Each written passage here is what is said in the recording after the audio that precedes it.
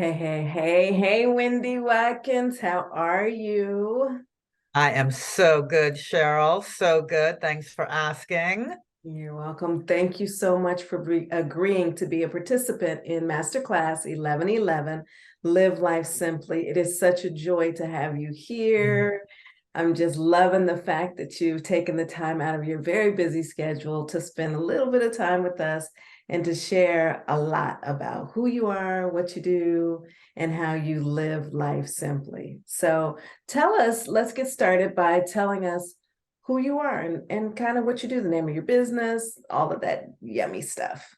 Oh, that's a big question. Who am I? Who am I? I'm Wendy Watkins. I am a people grower. I'm a joy advocate. I'm a mental health ally, and I strive, and not only just strive, I do live a delicious life the most of my days. I work as a professional coach. I've been doing that for 20 years. And Cheryl, it like being able to help people go from where they are to where they want to be in life. I feel so blessed that I get to do that every day. I love the fact that you've been a coach for 20 years. Like you started in the coaching industry at the very onset of it. Hmm. How Yeah. lucky are you? So you've been an entrepreneur most of your career? Well, when I became a professional coach, I was actually working for Aveda at the time, and was hoping to transition out of sales and training into coaching with them. But because I was a great salesperson, their first $1 million salesperson, actually, which that's a lot of shampoo, my friend. They wanted to keep me in sales, so that was a defining moment, to leave a job that I absolutely love to begin a career that would enhance my life. I love how you stated that, Wendy, because to leave a job that you absolutely love to start a career that you absolutely love. I kind of messed that up, but I love the fact that you were wise enough to take the leap and self-aware enough that you took care of yourself to make that leap. Because, so many of us do not. What was like the thing that really pushed you, like made you have the confidence to go after living a life that you chose? Well, I think the biggest thing when I think back about that time, that transition time, is that I loved my job, but I hated what I was doing, right? So I loved the company that I worked for, but I was very stressed because I was not living authentically. I was still doing the daily grind, and so it was starting to impact me, and my relationship with my husband, right? Because I was stressed out all the time about work and was afraid of making the change. Even though we had set up for it, he was supporting me, but I was still, I was a prostitute to the paycheck. I was terrified Mhm. to let that go, as you know. So, it was very challenging. But when I sat down, and I was working with a coach at the time, and we really looked at that I was prepared to move forward, I made the leap, and I can't say I never looked back, because man, oh man, I have looked back a few times. However, it's been quite a journey. I love it. I love it. I love it. I can't get over the fact that you did that 20 years ago, right? That was such a pivotal time in our world, but as we are going through right now. So Yes. tell us a little bit more about what you're currently doing and how you can share the delicious life. Well, let me take you back for a second. Take us a little bit on the journey of who you are, why you decided to do what you do, and how you can help people transition into doing different things. Perfect. Yeah, because we can go on and on and on about. So keep us focused here, Cheryl. Keep us focused. All right. I mean, really, the longest story ever short is that, um, I'd always been a personal development advocate, right? Always what I wanted to do. And then I realized before I became well, actually, shortly after I became a coach, that success was something that was individual to everyone, and happiness, that was something that everybody wanted, joy and happiness. And because of my own journey of looking for joy outside of myself for the majority of my life, I started to tap into what happiness and joy really was, like that sustainable joy, right? Not the kind of joy that goes away when the new shoes get scuffed or that brownie is off the plate, all those good things. And I realized, and this is, what my belief is that life is like a big cookbook, right? And every day we get to choose different ingredients that enhance that recipe for the day. And depending on the quality of ingredients, you like to cook, I I'm like to gonna cook. say, I love those I cooking know.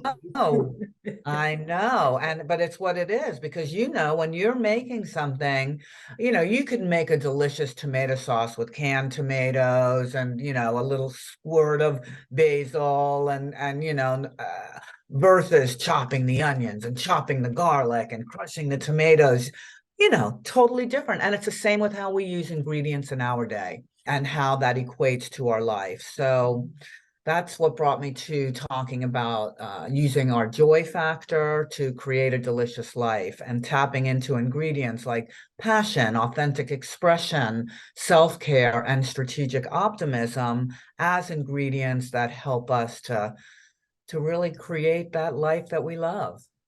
I love, love, love that, Wendy. I really do. It just makes my heart happy to hear that. Tell us a little bit more about strategic optimization. Is that what you said? Yeah, strategic optimism, right? So I'm an optimist, and thank goodness, because that's what brings me through life. And optimism in definition is the hopefulness and confidence that things are going to work out the way you want them to, right? I say the way I want them to, but for the best, for the good of all of us, right? The whole And collective, right? yes, the whole collective. So having that hopefulness, and confidence is optimism. Now, what I find is if optimism doesn't come naturally to everybody, right? I was with my sister yesterday and it was very clear we come from different places, right? And we can say we are different here. And however, for people, and if there's someone like any of you listening are struggling with that, it's creating a strategy or a plan to increase that optimism in your life. Just like if you want to release some weight or if you want to save money, you create a strategy. If you're going on vacation, you create a plan. You have a strategy for retirement, but I shouldn't say no one, not many people have a strategy for how they look at the world and can step into that place of optimism that helps us feel good. And when we feel good, that's when good things happen, right? And that's really my goal, is to help people feel good so they can do good, personally, professional, locally, globally, all over. Oh my God, you gave me chills again. I want to do like this and put little happy stickers up on the top of the Zoom screen and all of that. I love that. That's the way that you and I met, was that Bonnie Malden Yes. introduced us because we are going to build a joy factor program of sorts. But you know what I really find interesting about that conversation you just shared, or the word you just shared, is people having a strategy to live optimistically. Man, that's just blowing my mind, because in this world that we're in, with overwhelming stress management, gut management, life management, sickness, death, doom, gloom, today we're recording on a day that it could just totally change our world. Hmm. But if people put together a strategy for optimism, man, that's mind blowing to me. What Yeah. does that kind of look like? Is that a written strategy? Is it journaling? How does that look? Well, there's many pieces to a strategy, right? And everybody's going to be a little different with what practices they like to enhance their days with, right? Because this is all about just being a conscious creator of your life. Gotcha. Yeah. Right? Yeah. Right? Like you do, like the architect, it's like you could let life go through by default, or you can make a conscious choice that, instead of getting on the phone first thing every morning, I'm going to actually get up and read something that's inspiring, or watch, instead of going to Facebook, at least if I still have to pick up my phone in the morning, maybe you'll go to a TED Talk. That's an inspiring TED Talk. That right there, knowing, having a plan to watch, read, or listen to something inspiring and uplifting in the morning, that is a strategy for optimism. And same goes for the end of night. Like if you want to bookend it, right? So many people go to bed watching the news, right? And you wonder why you can't sleep. Right. Like, really? Like, I gotta watch something that makes me laugh before I go to sleep. I'm laughing before I go to sleep. So, And that's um, really important for empaths. And many people may not even realize that they're empaths. But if you understand that there is a sensitivity or energy that flows through your body that creates like an angst in you when you're watching something such as the news, you may be an empath. That's just a little inside sidebar. So tell us a little bit more. So, well, okay, let me back up for a second. What that also looks like, Wendy, what I hear you talking about with the strategic optimism is mindfulness, which is yes. something, you know, that I really advocate and am pushing for right now. So that's really, I love that so much. All right, let's take a little deeper dive. Tell us more about your practice, what you do, how you influence people, and give us some insight about that MSU that you mentioned to me. Yes. Well, you have an MSU, Cheryl, and actually all of you have an MSU, you just don't realize it. So if you want to put some initials at the end of your name, feel free to go ahead and do that, because we all make stuff up, right? MSU, make stuff up. We do it every day.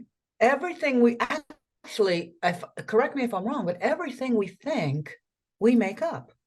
No one comes and deposits thoughts in our head at night, or, maybe we're swayed by something, but our thoughts, our feelings, I stand, and there's, different schools here, but I believe that our thoughts create our feelings, which Mm, in turn are either going to move us into action or not, which in turn provide the results or not in our life.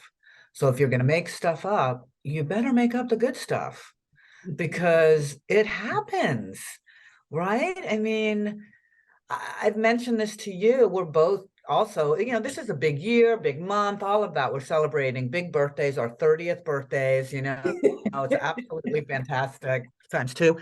And then, uh, you know, that whole piece of being able to um, make up things that support us and being able to live the life we want. Like, I look back, and some of you may have done a future self exercise, but I can tell you, if you've not done, have you done one, Cheryl? Not that I can, well, probably.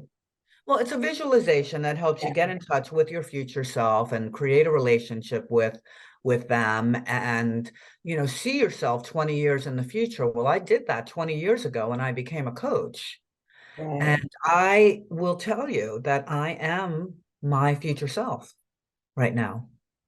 I probably have done it, but I didn't do it as a structured exercise, right? It's part of my Ah, visualization process, yes. manifestation processes. But I love that. I love it. Do you Yeah, take and that all clients comes through that? from. Do you take your clients through that process? Oh yes, absolutely, absolutely. It's a very key part of knowing where you want to go and being able to make that connection with your future self. For me, it gave me so much knowledge and tips and reminders that I could lean into from someone that's already been there, because we all have this innate wisdom. Call it intuition, call it a knowing, whatever you want to call it. We all really do know deep inside where we want to go and who we want to be. And when we could release some of that other stuff, it allows us to step into that a little bit more. Yeah, you know, when you And mentioned, that's you, just to wrap that up, is that's how I got here. I just kept making stuff up of what I wanted and putting my attention on it, because once again, what we put our attention on expands, right? Good or bad. where your energy goes, where your thoughts go, your energy flows. I get Yeah. it screwed up some of the time, but whatever we put our energy towards, yeah. So make up the good stuff, right? And see yourself as you want to be. And when it feels good, and this is what I love to support my clients with, is how to move forward with inspired action, right? This isn't a to-do list to live an authentic life. It's to untap, well, who do you want to be? And then what are the inspired actions that are going to allow you to enjoy the journey? I love those two words. I just love those two words. My business coach, Sharon Gutierrez, which you all will hear from, or there's a session with her. She talked about inspired action. And when the first time she mentioned that, I was like, oh my gosh, that was like a light bulb. But I think that it's a light bulb for people that are optimistic, right? It's one of those things that just kind of goes like, bam, yes, let's get inspired behind it. Let's be empowered. Let's be encouraged. Let's be motivated behind it. And I love those two words, inspired action. Yes. So tell us a little bit more about like, making things up. And then when you make up a negative thing, how do you transform that or switch it around and turn it into a positive so that you can live your life in a really positive manner? Yeah, that's God, that has been such a learning journey. I think about in the early days how powerful affirmations were to start, just putting my attention on affirmations. And then your brain kind of, it becomes just a natural way to look at things.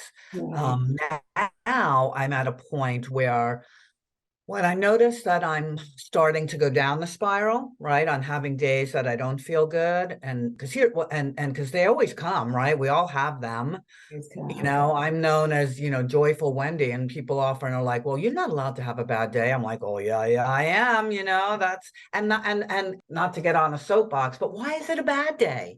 If we're feeling off, why do we judge ourselves about that? So that is something that I have a little issue with. I think if we're more gentle when we have those off days, they would go away. Right. But I think that as a result of the big C, we have learned, many people have learned to give ourselves grace. Absolutely. I think grace has become such a really powerful word that we can use easily in our lives today to give us the okay to not have a good day. Just give yourself grace, go crawl back in the bed, go do what you want to do. And for you all that work, if that means work, not that we don't work, for you all that work in corporate, if that means that you need to take a day off and give yourself grace, do it. You will be so much more productive, because otherwise you may end up in that situation of quiet quitting, which we know is a big thing going on right now, or the great resignation, which I was a part of. So what else? So tell us more, Wendy. I'm trying to think of other things to ask you, because we could talk Well, forever and I ever. know, I know. Well, one of the things that I loved about you asking me to do this was about looking at this concept of 1111, and which I love also. We shared that passion together of 1111 and the signs that we get from that grace that we know we are divinely guided. That reminds me. And that is also what helps me to live a simpler life. Yeah. Right? To remember that, to also when I'm going down the spiral or I get disconnected or things start feeling hard, I'll tell you what the go-to has been. I mean, I do a lot of forgiveness work and I've done a lot of deep forgiveness work, and that is not something I pushed back as being important for a long time. I didn't think I needed to go there, but there was some things there that I definitely benefited from. And I continue to use Ho'oponopono Okay. as a way to remind me to reconnect to what's important when I start going down the spiral. And for those of you that I was going to say, can you quote that so people understand what it is? yeah, you can look it up, and maybe we could give a resource to it if someone else has talked about it. But Joe Vitale connected with, he was the one that really brought this concept that came from Hawaii to us. And it's a small, call it a prayer, a poem, a saying And it is, and now it can be interchanged because I may say it different, but it's four consistent parts that are all said together, which are, I'm sorry, please forgive me, thank you, I love you. It's I that loved simple. it the first time I heard it. My Yeah. girlfriend Leah was the first one who turned me onto it. And I was like, oh my gosh, during a time when you need to go through a forgiveness journey, that is one of the most powerful sayings that you can use to transform you, not necessarily the other person. It's going to transform you to take a deeper dive into your forgiveness journey, which is powerful. I had to do that, during the time when we first met due to my heartache and heartbreak. Yes. It transformed my life. So thank you for bringing that up. That's one of the most beautiful things. It's And so helpful. yeah, and you can use it for forgiveness of relationships, forgiveness in the workplace, forgiveness with bad business deals, forgiveness in your family life. You can use it everywhere to help transform. I use it everywhere, every day. So just a quick story because this is how it works for me. Yesterday, I went to IKEA with my sister, which I've been looking forward to doing. And we end up just having a bicker fest. And I realized that I could get mad, or I just went right to Ho'oponopono. I just stopped. And then because for me, when I can do it that way, in the moment, um, what I'm really doing is, for me, I'm apologizing to spirit or God, universe, whatever you want to call something bigger than us, our higher power. And I'm apologizing, um, that please forgive me that I forgot that there's something bigger here. And thank you from a place of gratitude. And I love you. So it helps me reconnect and let go and not be attached to having to deal with the family stuff. Maybe it's just me, but oh my gosh, it's such my biggest teacher. I love my family, biggest teachers. And so that's how it helps me so much in that moment of wanting to control, wanting to do whatever I need not do. Ho'oponopono simplifies me. It takes away the angst, which is not a simple life, and it brings me back to what's important, and that's my connection to spirit. Oh my God, Wendy, you just hit me in the gut with that one. I really, because, in full transparency, because that's what I do. Yes. I'm in one of those spaces right now, right? Like birthdays coming up, people, it's either on Thanksgiving or very close to Thanksgiving. So it gets real tricky. And since this one is a big one, it was important to me to want to be with my family. And basically, they're not hearing me when I say that. So I'm going to oponopono that and just go live life simply and have fun. So, but you just gave me great, you just gave me joy around that moment. So thank you for sharing that. I love doing these sessions with you all because you all are such deep thinkers and have done the work, right? Mm. Like that's the thing that I want people to take away from each of these sessions is if you do the work, your life can be amplified and simplified, and you get to live life simply. So, Wendy, as we wrap up this session, is there anything that you want to, share that can really help to transform people's lives or tell about your business? Whatever fills your cup. Well, I think it's like remembering that you are the chef of your delicious life. So choose your ingredients accordingly. Yeah. And you really can move towards closer and closer each day to living the life that you see yourself living. Use that MSU, make up the good stuff, keep seeing yourself and feeling yourself, and keep moving forward, remembering that going back or two a step is just life. It's going to happen. And don't beat yourself up about it. Be easy on yourself. Just use it as a sign. I must be going in the wrong direction because it isn't feeling easy anymore. Give yourself grace and then go to sleep and wake up, and the next day you start over again. I Thank love goodness that. for a new day is all I could say. Yes, this too shall pass.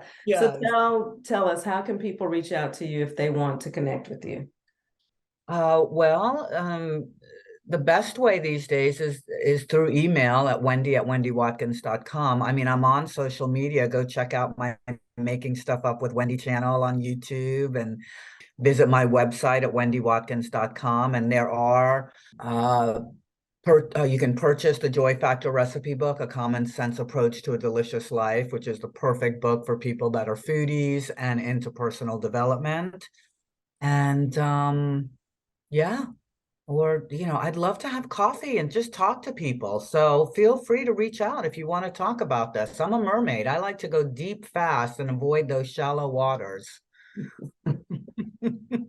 I love you so much for doing just that, opening up to everyone and saying, hey, just reach out. It's simple. Just reach out Yeah, to me directly. yeah.